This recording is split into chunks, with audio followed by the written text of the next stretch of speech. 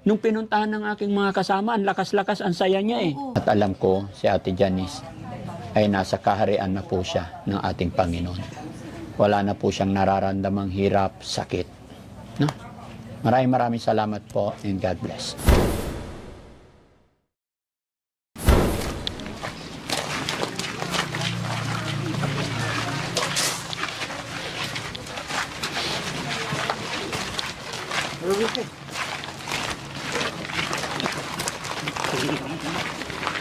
Okay ka lang? Ayos talaga si Makoy ah. Uy! Bakit? Nagtataka ako Makoy. Nakaporma ka ngayon. Ha? Nakaporma ko kasi sinasama eh. Nakaporma ka kasi sasamahan mo ko. May buhay, may pag-asama sa Diyos. Sige nga, kanta nga. Hindi ka na pababayaan, Diyos. Diyos sa langit. Wati.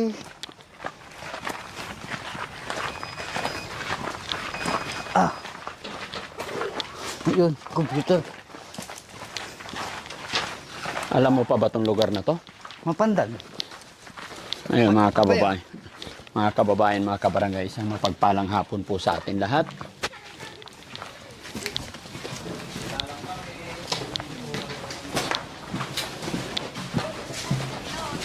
May dalan kami. May dalang kami. Kaya mabagat ha, Luway.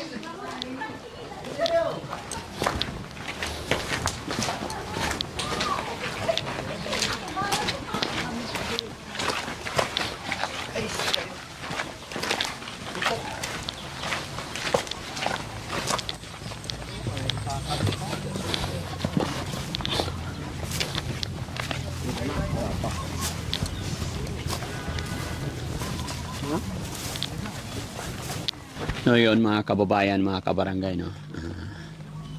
Hindi po maganda yung nangyari. Yung nabalitaan ng Team Daddy Frankie about kay Ate Janice. Bagamat ito'y natagpuan natin si Ate Janice dito at marami tayong mga plan nung una nating nakita dahil marami rin tayong mga kababayan na nakapanood about sa upload natin nakaraan mga araw. At habang in-upload namin yung mga kwento ng buhay ni Ate Janice, talagang marami ring naawa at napamahal sa ikli ng panahon, sa sandali ng panahon na nakilala natin si Ate Janice hanggang sa pinabalikan ko sa aking mga kasamahan. Binilhan ng papag, pinaliguan, binihisan, ay siyang napamahal si Ate Janice sa ating team. Kaya lang mga kababayan, nakaraang araw ay nabalitaan namin na dinala siya sa ospital. Hanggang sa ngayon ay nalaman namin, nakakalungkot, na tuluyan na pong namaalam si Ate Janice. Kaya naman mga kababayan, andito po ang team para magpaabot ng kaunting tulong. Dahil alam po namin na sadyang napakahirap ng kanilang buhay or napakahirap ng kanilang pinagdadaanan. Kaya mga kababayan, sa hapong ito, minabuti ng team na bumili ng mga tinapay at mga kape. Makatulong man lang para din sa mga taong makikiramay. Mga kababayan, samahan niyo po ko para tanungin natin, bakit nga ba? Ano ang dahilan ng mabilisang pagkawala ni Ate Janice? Dahil sa totoo lang po mga kababayan, naka-schedule na sana ang pagdadala namin kay Ate Janice sa bahay pagamutan. Dahil may mga tinapos lang po ang Team Daddy Frankie, hindi susunod na rin siya. Dahil madaling madala sa pagamutan si Ate Janice dahil may mga kamag-anak na nag-a-assist sa kanya. Pero yun nga mga kababayan, sa hindi inaasahan. No? Pero ganun man, talagang wala tayong magagawa kundi tanggapin ang siyang kaloob ng ating Panginoon. Guys, pakidala to, tuloy tayo. Hello po, magandang hapon. Hi, hello po. Kumusta po? Hello po. Ate, kumusta po? Anong nangyari kay Ate Janice? Oh? Wala mo. Kasi yung Ano? sakit niya. Ano? Diabetes at saka yung pulmonary. Diabetes tsaka? Pulmonya. May dala kami ate. Ito. Saan natin pwedeng ilagay? Dito na lang. Dyan na lang. Sige, pakilapag. Pagpasensyaan nyo na po para may pangkain-kain tong mga ito, mga kape. Yan.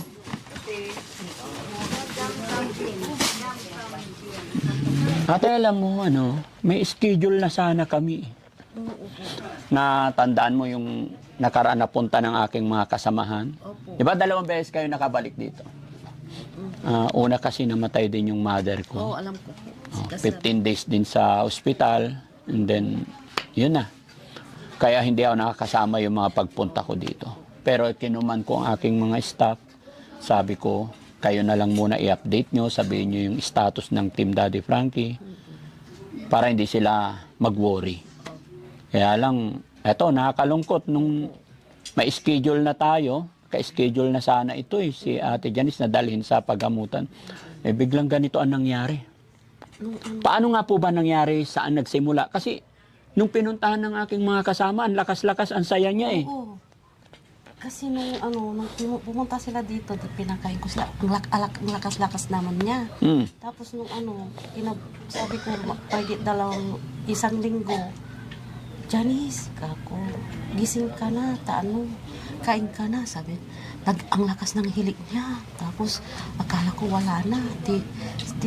Sinabi ko doon sa asawa ko, Lito, tingnan natin si Janice, kako. Wala, baka hindi na naghihilik, kako. Tapos, sabi, hindi na makatayo, makatayo pa. Sabi ko, Janice, gising ka, kakain ka na. Bakit ngayon hindi ka pa maagang gigising? Sabi ko ganun. Ngayon lang hindi ka maagang gigising. Sabi, hindi na siya yung hindi ko na makausap, Daddy Frankie. Dinagulat ako. Tinawag ko yung mga kapitbahay ko. Halika kayo dito, tignan natin si Janice ba? Kasi hindi ko na makausap at naghihilik na. Humihilik pero hindi makausap? Opo, ang lakas. Tulog lang? Opo. Tapos Ano nadatnan mo siya na humihilik? opo, hindi ko na magising. Pero hindi gising, hindi magising. Hindi ko magising. Tapos sabi ko, Lito, halika. Tinimplang ko pa siya ng gatas yung binigay niyo po Oo. na ayaw na niyang inumin, pati yung pandibara na binigay sa akin, ayaw nang kainin. Tapos sabi ko, Janice, ang nangyari sa'yo? Kasi pag nandito ka sa binigay ni Daddy Frankie, bumababa ka. Ngayon hindi ka makababa. Sabi ko ganun. Nagulat ako. Lito, halika dito, tignan natin. Tinawagan ko yung mga kapitbahay ko, umiiyak sila. Hindi na siya yung kunting-kunti yung niya. Pero humihilik. Opo. Hindi, nagulat ako, sabi ni Madam. Humihilik, ibig sabihin, tulog lang siya. Oo po, pero hindi yung hilik na ang lakas ng hilik. Yung hindi regular na hilik yung na niya. Paanong hilik? Ang lakas ng hilik niya. Oh? Ang lakas, sabi ko. Pero hindi magising. Opo. Pwede ba yun? Malakas na hilik pero hindi magising? Opo. Tapos sabi ko sa asawa ko, sabi ng mga auntie niya, ilagay natin sa ospital. Oo, sige, ilagay natin sa ospital para mabuhay siya, sabi ko. Kasi hindi ko matanggap na ganito ang mangyayari. So, ibig sabihin, yung hilik niya, hilik ng patay? Pwede ba yun? Patay na siya pero humihilik? Opo. Ate naman, ginujoke mo naman ako. Oo. Kahit tanongin niyo sa mga kasama, yung mga tinawag kong mga... Paanong itsura na humihilik na patay? Yung tulog na. Tulog na siya, pero humihilik pa. So, buhay yun, hindi patay. Tapos sabi ko,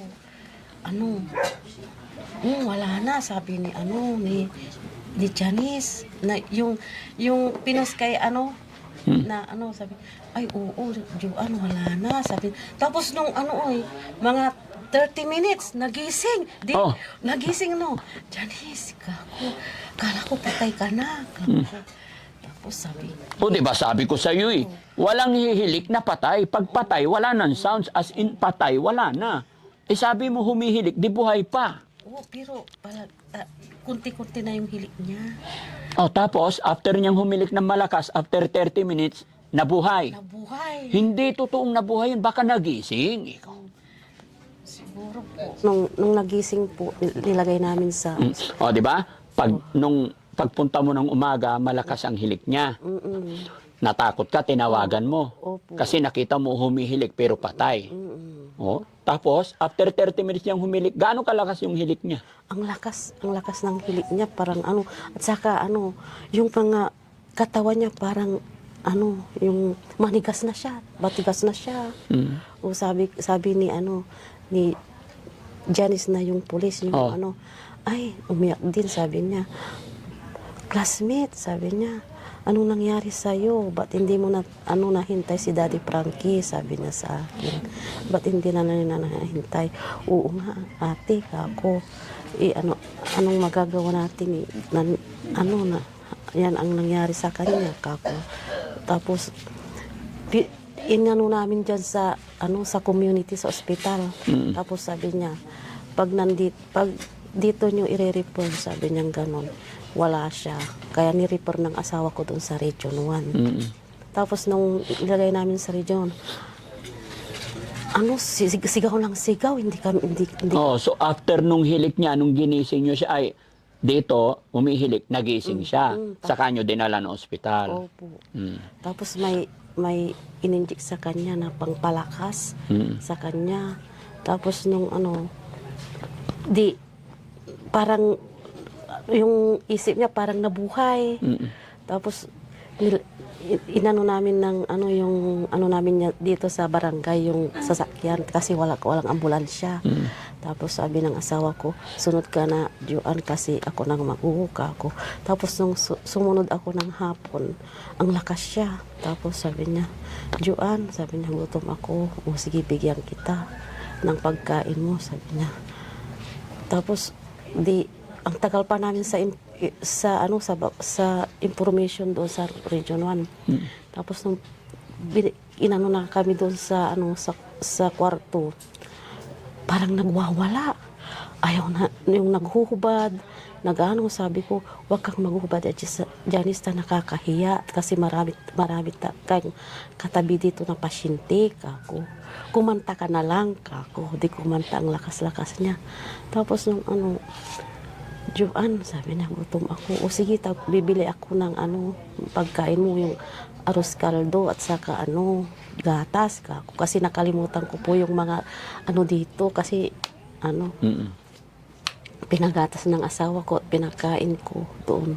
Ang lakas niyang kumain. Tapos nung mga 2 araw, umuwi ako dito. Uwi ako dito, tignan ko yung damit niya, wala na siyang damit. Kukuha ako, sabi kong ganon. Tinawagan ako, sabi niya, Joan, si Janice hindi na siya kakain at hindi na niya matanggap yung tubig na binibigay natin, sabi. Kasi pag umiinom siya, nilalagyan ko po ng straw yung bottle. Ayaw na niyang sipsipin. Tapos nung yung bulak, hinan ako ng tubig sa mga labi niya. Ayaw na niya. Sabi ko, anong nangyari sa'yo, Janice? Sabi ko, hindi naman kita pinabayaan. Kako, lahat ng oras na nakatutok ako sa'yo. Kako. Tapos, sabi ng doktor, anong nangyari sa kamay niya? Sabi niya, kasi yung mga kamay niya, Daddy Frankie, di ba yung mga suga-suga niya dito? Kasi may nga doon, yung butas. Palagi siyang inaano sa ilalim yung mga niya ng pagkain. Sabi ko, Janice, yung mga dumi dyan, wag mo nang anuin, kako. Hindi, sabi niya. Maglalaro ako, sabi nga gano'n. O di pinabayaan ko siya. Tapos nung sinabi niya, doon sa may diabetes siya. Kako, may diabetes do si Janice. Kala ko ano lang, kako. Tapos tinusukan siya ng insulin. Nagulat ako. Bakit do tinusukan niyo siya ng insulin? Sabi ko gano'n. Diabetes kasi na adding, sabi sa akin. Kako. Kasi sabi niya, Joan, bigyan mo ako ng chocolate, saka tsaki. Sabi niya, gano'n, di binilihan ko siya. Binibilihan ko yung lahat ng sinasabi niya, binibili namin. Tapos nung nagbabay pa sa akin, nung may bumaba ako kasi third floor yung pinang-anuan namin. Sabi niya, sinabi nga nung bahay, sabi niya, bakit? Sabi ko, bakit anong nangyari sa'yo? Baka sa akin, sabi ko, gano'n. Wala. Kasi nung bago siya namatay, Daddy Frankie, hindi siya nabulol. Sabi niya, gusto ko, sabi niya, nang papakain mo sa akin, yung malambot. Sabi nga gano'n, malambot na nga. Binilang ko siya ng yung malagkit na malambot. Nung isang gabi, ayaw niyang kumain. Kinabukasan nun, binilang ko siya ng spaghetti, lugaw, at saka yung sapin-sapin, yung malalambot. Kinain niya, kinalahati niya. Di nagulat ako. Sabi ng mga bumisita dito, ay, malakas pa si Janice kasi lahat ng pinakain mo, Kinain niya. Kinain niya. Sabi ng gano'n, para mahaba pa yung buhay mo. Di ba, Janice? Sabi kong gano'n. Gumanon siya. Tapos nung na siya. Nakanganga na yung niya, yung ngipin niya, parang bumuka na yung niya, labi niya. Sabi ko, Janice, bakit pag pinapainom kita, nakatakip yung bunganga mo. Ngayon, pag inaanoan kita ng bulak, ayaw na niyang parang lumalabas na yung tubig. Sa ospital yon. Dito. Dito na. Ibig sabihin, inuwi nyo na siya. Opo, inuwi na namin. Bakit nyo inuwi? Anong sabi ng doktor? Ba't inuwi? Sabi niya, magpirma ka na lang ating kasi wala na yung pasyente niyo. Sabi ng gano'n. Sabi ko. Anong wala na? Hindi ko po alam. Basta. Iuwi nyo na, sabi nila. Iuwi yun na, sabi niya. Kasi lahat ng mga aparato niya sa katawan, inaalis niya. Kaya sabi ko, kahit hindi nyo na lagyan ng yung, kasi hinahablo lahat yung nasa yung may tutusok lang na gamot sa kanila, ibabalik yung yung swero sa kanya. Di sabi ko, tanggapin ko na lang na sabi ko, magpipirma na lang ako kasi pag tumalikod lang ako, hahablutin na lang yung swero sa katawan niya. Tapos ilagay niya sa liig-liig niya kung saan niya itali niya sa mga kamay niya. Sabi ko, Janice, huwag kang ganyan, nakakaya kasi maraming pasyente dito sa paligid natin, sabi ko. Sabi ko doon sa mga yung mga tao doon, pagpasensya nyo na lang kasi may iba na siya, kako, may sakit siya na iba ka, kung ganon. Okay lang, sabi sa akin. Tapos sabi ng asawa ko, Joan, ayaw na niyang uminom. Nung magagawa natin, ayaw na niyang uminom, sabi niya. Hindi, may bulak dito, tignan natin kung malulunok niya yung tubig, sabi ko. O nilagyan ko yung bulak sa malulunok niya. Tapos nung inuwi na namin dito, parang langtang gulay na. Sabi ko, okay, anong nangyari? So, ang sakit niya na finding ng doktor is diabetic tsaka? Yung Pneumonia? Pneumonia. Siguro nakuha niya yung pneumonia sa katagalan niyang paghiga sa simento, no? Opo. Kasi lagyan ko ng ganito. Ayaw niyang humiga. Kasi natatakot rin ako, Daddy Frankie, pag ako lang mag-isa. Kasi parang kasi inano na niya ako. Di natatakot din. So, anong sabi ng mga... Ilan pa ba sila magkakapatid? Apat. Anong sabi ng mga kapatid niya? Wala tayong magagawa. Wala tayong magagawa. Sabi nga kasi kahit anong alaga ni Joan sa'yo, ang kulit mo, sabi ng mga kapatid niya. Yung asawa niya, nagpunta na dito? Nandito. Nandito. Nandyan. Nandyan, sabi sa akin, Joan, nasaan si Janice? Sabi sa akin, sabi, alam mong namatay na, nandun na sa Dison, sabi ko kahapon sa kanya. No. Sabi, tinago mo, sabi sa akin. Parang ulyanin na yan eh. Ulyanin na rin. Sabi ko, pupunta ka dito. Basta bantayan mo siya kung may ginagawa ko, kako. Tanggap ka namin dito kasi asawa mo Opo. siya. Nagkasal kayong dalawa, Opo. kako, sa kanya. Tapos kanina, pumunta dito. Sabi niya, dito ka sa tabi niya para alam niya. Sabi. Tapos nung bago siya maanuan ng buhay, hinintay niya. Hinintay ni Ate Janice. Sabi ko, dito tawagin mo yung asawa niya, baka siya lang ang sabi ko, ganun. Nung kinausap niya, binulong niya sa tainga niya, parang wala na. Sabi ko, Janice, anong nangyari sa'yo? Hindi naman kita pinabayan. Sabi ni Daddy Frankie, kukunin ka na lang, magpahinga ka lang dito. Siguro nakaayos na yung pag-ano mo ako sa kanya. Tapos, nag-chat yung asawa ko kay Datwin na sabi, siguro mababasa na ni yung Daddy Frankie yun, kako. Tapos sabi ng mga kapatid niya, wala tayong magagawa kasi Ganun talaga, no? Opo. Ipag-pray na lang natin. Opo. No? Opo. Ganun talaga ang buhay. Opo. Hindi natin hawak ang buhay natin. Opo. Kahit sino sa atin at hindi natin alam kung hanggang kailan tayo. Opo. Sadyang hiram lang po yung Pero buhay. masakit sa akin. Nakapanghinayang lang talaga siyempre. Masakit sa akin po, Daddy Frankie, kasi ako po ang nag-aalaga sa kanya. Sabi ko, ano ba yan, Janice? Ako. Hindi naman kita pinabayaan, sabi ko, gano'n. Tapos, kasi sabi ng mga kapatid niya, ikaw ang bahala, Joan, kung saan ka kukuha ng mga sa kanya, sabi ng mga kapatid niya. Bakit? Di dapat yung mga kapatid? Oo. Bakit ikaw? Kasi manugang lang ako, sabi ko gano'n. Kasi ikaw ang nag-alaga sa kanya. 3 years akong nag-alaga sa kanya. Bago namatay yung mama niya, ako na lang nag-alaga. Pero siyempre, ngayon, mga magkakapatid na magde-decide. Opo. Anong talaga? So, kailan ang living? Hindi po namin alam. Wala pa. Wala po. I-chat ka na namin. Pag-uusapan pala. Opo, Daddy Frankie. Sige, so yung mga dala naming kape, tinapay, Opo. pagpasensyaan nyo na lang muna. No? Opo, Daddy. Actually, hindi ako naniniwala sa message. Kaya lang may nag-post, tapos may mga nag-message na sa akin na, Daddy Frankie, yung inaalagaan mo, nawala na siya. Yun, kaya sumaglit at ito nag-decide kami. Ano? Ganun lang talaga. Yun, mga kababayan, mga kabarangay, talagang siguro hanggang dito lang po si Ate Janice. No? Walang may gusto, pero ito ay kagustuhan ng ating Panginoon.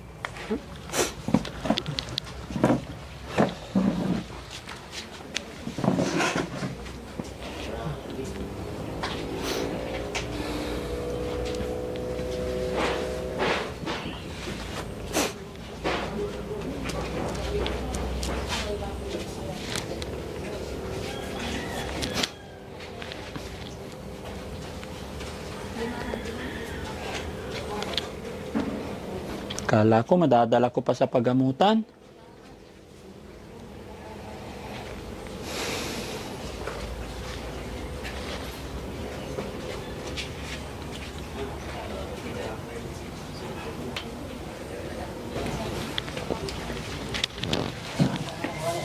Yung mga kapatid natin, nandito lang din, kapitbahay lang.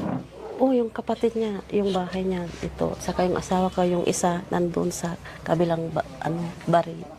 Baril po. Sige ate, bali message nyo na lang kami. Opo. Pero malalaman din namin yan. Opo. Kung kailan. Sige. Loobin ng Panginoon sana makabalik pa kami dito. Ano? Sige, Daddy.